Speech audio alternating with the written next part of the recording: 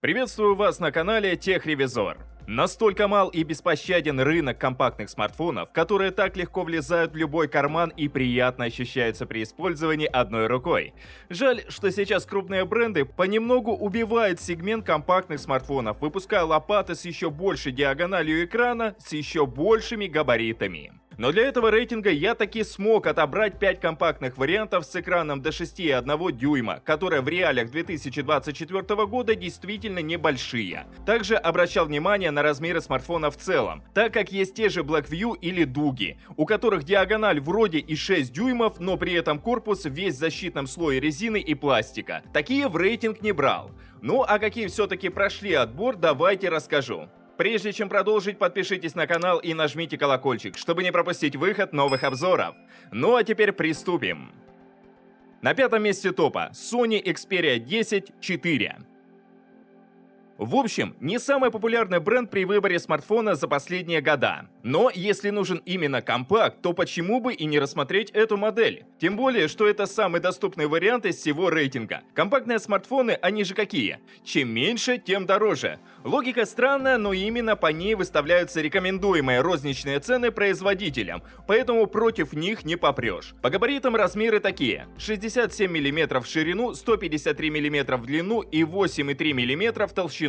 Весит при этом 161 грамм, и все это на 6-дюймовом экране. В руке лежит удобно, можно использовать с одной оговоркой, что сложновато дотянуться до шторки большим пальцем. При этом понравилась батарея на 5000 мАч. Компактность этот момент не урезала. Но единственное, что может раздражать, нехилые рамки что сверху, снизу, что по бокам. Хоть смартфон и вышел в середине 2022 года, рамки действительно можно было сделать поменьше. Но если вы пользователь неискушенный, флагманскими девайсами особо не пользовались, то привыкните за пару дней. При этом под дисплеем установили жирную OLED-матрицу с частотой обновления на 120 Гц. Сочные оттенки, широкая палитра цветов, углы обзора, плавная картинка. В общем, кайф. Лично я не ожидал увидеть такого. Но из жирного это по сути все.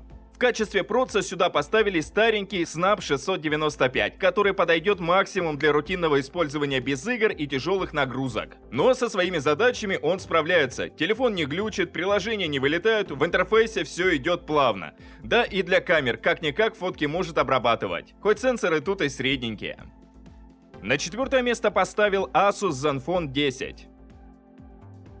Сделал это по большей части из-за цены. Хоть компактные смартфоны все дорогие, но этот Too Much самый дорогой в рейтинге. Но благодаря некоторым моментам это можно попробовать оправдать. Например, у него самая жирная конфигурация памяти, 16 гигабайт оперативки и 512 постоянной. Другое дело, что мало кому нужно настолько много. Может, такое подойдет геймерам, где надо много оперативы, может, каким-нибудь фотографам или людям, у которых каждая фотка в галерее особенно ценна, и которых скопилось уже под несколько десятков тысяч. Но из более приятного — процессор. Сюда поставили современный Snap 8 Gen 2. В играх он, конечно, греется и тротлит, но если у вас нет цели упарываться в Genshin или колду по 8 часов в день, то никаких проблем не будет. А так, проц положительно влияет на быстродействие и качество работы алгоритмов камеры. Тут, кстати, стоят вполне сносные сенсоры от Sony, которые реально классно фотографируют и снимают видео. И единственное, при прямом сравнении видно, что не дотягивает до топовых моделей. Хотя за такую цену должен. Но мы здесь за компактностью.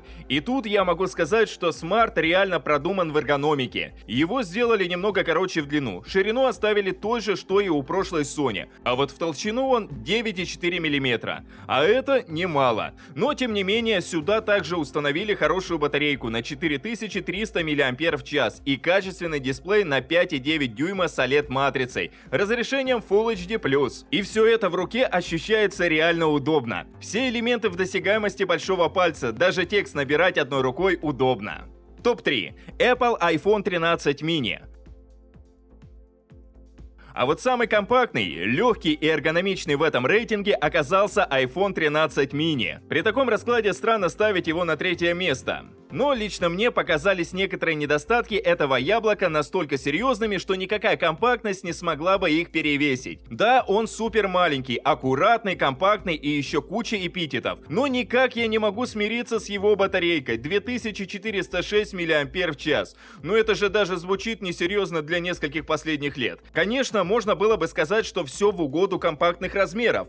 Но для некоторых Pro Max версий Apple тоже вставляет слабенькие аккумы. Поэтому вечно носить с собой повербанк, чтобы смарта хватило хотя бы на один активный рабочий день, я не согласен. А в остальном, конечно, вес 141 грамм, 64 мм в ширину, 131 мм в длину и 7,6 в толщину. И все это на экране 5,4 дюйма. Реально меньше некуда. Хотя дисплей в плане цветопередачи и насыщенности очень радует. Но это не то чтобы сильно удивляет. Особых проблем с картинкой у айфонов никогда и не было. Тем более здесь такое разрешение 2340 на 1080 пикселей. Правда, в идеале еще бы частоту обновления в 120 Гц, но, увы, есть только 60. А вот с чем еще у Apple никогда не было проблем, так это с производительностью и камерами. В качестве проца сюда поставили A15 Bionic. Ну, играть на таком маленьком смартфоне вряд ли кто будет. А в плавности iOS и алгоритмах камеры, я думаю, вряд ли кто сомневается. И это при 4 гигабайтах оперативной памяти. И таком скудном, казалось бы, разрешении сенсоров 12 мегапикселей на фоне прошлых 50 у Asus. Вот что значит мегапиксели не решают.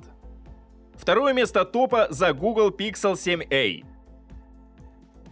Странно говорить, что бюджетная линейка превосходит 13-й iPhone, но если посмотреть на факты, то двойная переплата за Apple того не стоит. Хотя и сравнивать их напрямую тоже не совсем правильно, так как Pixel и по габаритам больше, и по весу тяжелее. Но, тем не менее, он все равно остался компактным смартфоном. В Гугле мы получаем адекватную автономность благодаря батарейке на 4300 мАч. Это дает нам самое стандартное 6-8 часов активной работы. Конечно, корпус смарта от этого немного потолстел на 2,5 мм относительно iPhone 13 mini, но я больше согласен на это, чем на постоянное ношение пауэрбанка с собой. При этом экран у семерки настолько же качественный, такая же точная цветопередача, насыщенные цвета, высокий уровень предельной яркости и хорошие углы обзора. Какие-то отличия от iPhone 13 mini можно найти, разве что сравнив напрямую. Но это все равно качественная OLED-матрица, еще и с частотой обновления 90 Гц. Дисплей диагональю 6,1 дюйма с разрешением 2400 на 1080 пикселей. То есть он реально прилично больше того айфона. Да и по габаритам пиксель на 1 см шире, на 2 см длиннее. Но тем не менее он все равно удобен для использования одной рукой. Хотя, конечно, не очень мне нравится выпирающий блок камер,